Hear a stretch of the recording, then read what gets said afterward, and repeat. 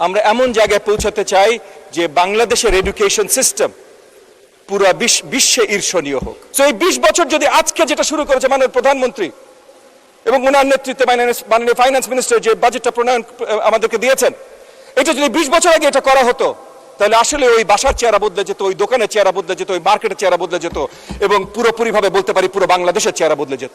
প্রাথমিক ও গণশিক্ষা মন্ত্রণালয়ের দায়িত্বে, প্রতিমন্ত্রীর দায়িত্বে আমি আছি। সেই জায়গা থেকে একটু আমাদের পার্লামেন্টারি সকল কলিগসের জন্য মাননীয় ডেপুটি স্পিকার আপনার মাধ্যমে কিছু কথা বলতে চাই। আমাদের নির্বাচনী ইশতেহারে প্রথম থেকে পরিষ্কার ছিল যে আমরা শিক্ষা খাতকে জাতির সবচেয়ে বড় ইনভেস্টমেন্ট হিসেবে দেখব। মাননীয় প্রধানমন্ত্রী জনাব তারেক রহমান এবং আমাদের সংসদ নেতা এটা প্রথম থেকে পরিষ্কার করেছিলেন এবং উনি পরিষ্কার দেখিয়েছেন। মাননীয় ফাইন্যান্স মিনিস্টারকেও ধন্যবাদ জানাই। তারা পরিষ্কার দেখিয়েছেন যে লং টার্ম জাতীয় বিনিয়োগের বাজেট আমরা প্রথমবারই দেশ জাতির সামনে প্রেরণ করেছি। সবচেয়ে বড় বরাদ্দ রাখা হয়েছে টোটাল এডুকেশনের জন্য। প্রাথমিক এবং গণশিক্ষা সবচেয়ে গুরুত্বপূর্ণ বলে আমি মনে করি। ফাউন্ডেশনাল নলেজ এখানে তৈরি হয়।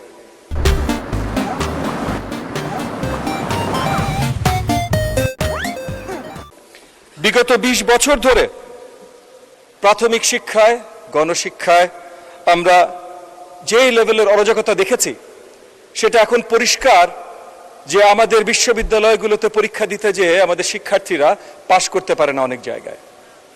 আমাদের পার্শ্ববর্তী দেশ সিঙ্গাপুরে আমাদের এইচএসসি লেভেলকে তাদের সমসমান ক্লাস 6 লেভেলের সাথে তুলনা করা হয়।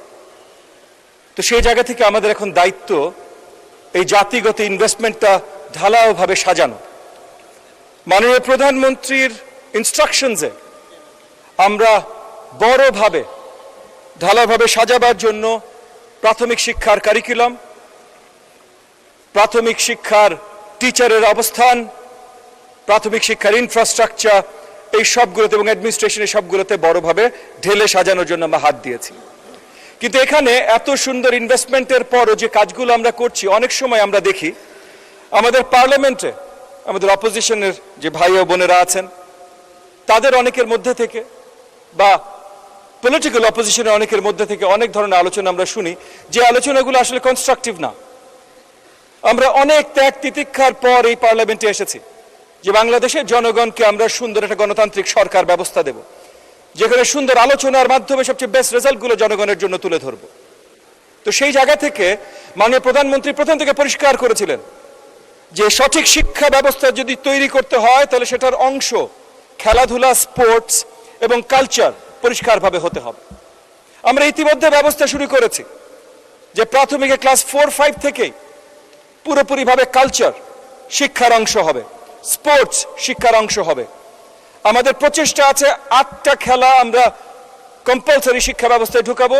শুরুতে আমরা সবগুলো ঢুকাতে পারবো না, 2-3টা দিয়ে আমরা শুরু করব। একইভাবে কালচারের পুরোপুরি যত কালচার এলিমেন্টস বলতে আপনারা যত কিছু বোঝেন, পারফর্মেটিভ arts, expressive arts, fine arts, এই সবগুলো প্রাথমিক থেকে আমরা দেওয়া শুরু করব।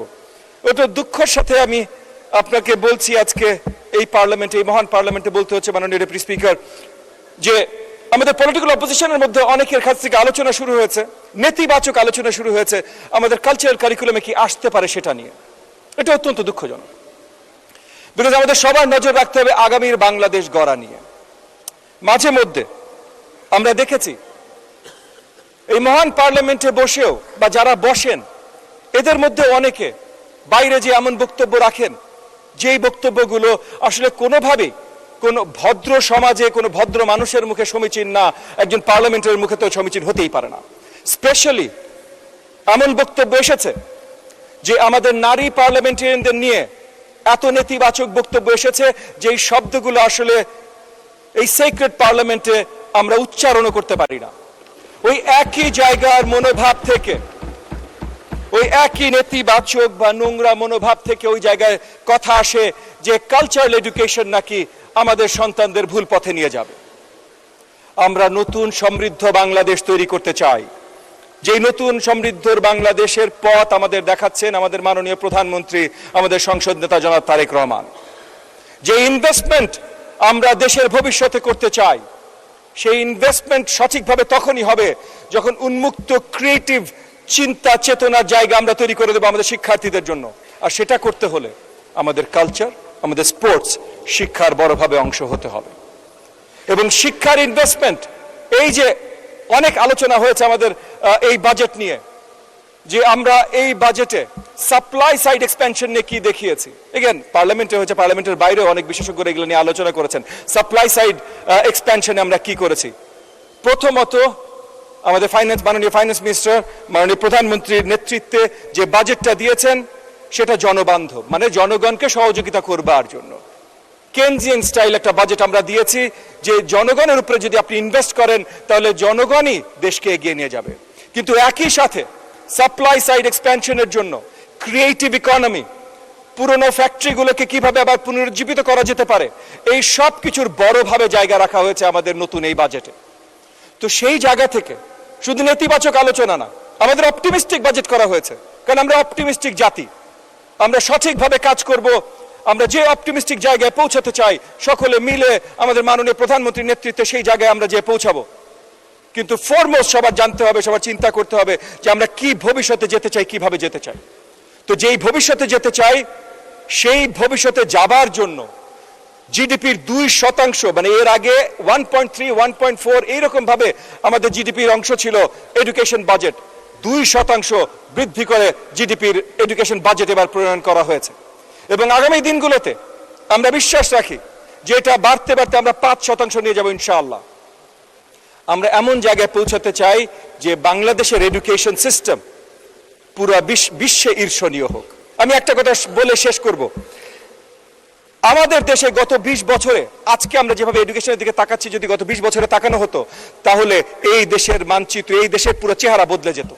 আপনারা যেখানকার এমপি মহোদয়রা আছেন, মাননীয় স্পিকার আপনার মাধ্যমে বলছি, তাদের যে কোনো এলাকা রাস্তা গলিতে যখন হেঁটে যান বা গাড়ি নিয়ে যান, আশেপাশে যা দেখেন, যদি 20 বছর আগে এই এডুকেশন ব্যবস্থায় এত কড়া নজর দেওয়া হতো তাহলে আজকে ওই যা দেখেন তার থেকে আর উন্নত মানের দেখতেন। যেই দোকান দেখেন আরো বেটার দোকান দেখতেন, যেই অফিস দেখেন আরো বেটার অফিস দেখতেন, যে বাসা দেখেন আরো বেটার বাসা দেখতেন, যে স্কুল কলেজ দেখেন আরো বেটার স্কুল কলেজ দেখতেন। সো এই 20 বছর যদি আজকে যেটা শুরু করেছে মাননীয় প্রধানমন্ত্রী এবং ওনার নেতৃত্বে মাননীয় ফাইন্যান্স মিনিস্টার যে বাজেটটা প্রণয়ন আমাদেরকে দিয়েছেন, এটা যদি 20 বছর আগে এটা করা হতো তাহলে আসলে ওই বাসার চেহারা বদলে যেত, ওই দোকানের চেহারা বদলে যেত, ওই মার্কেটের চেহারা বদলে যেত এবং পুরোপুরি ভাবে বলতে পারি পুরো বাংলাদেশের চেহারা বদলে যেত।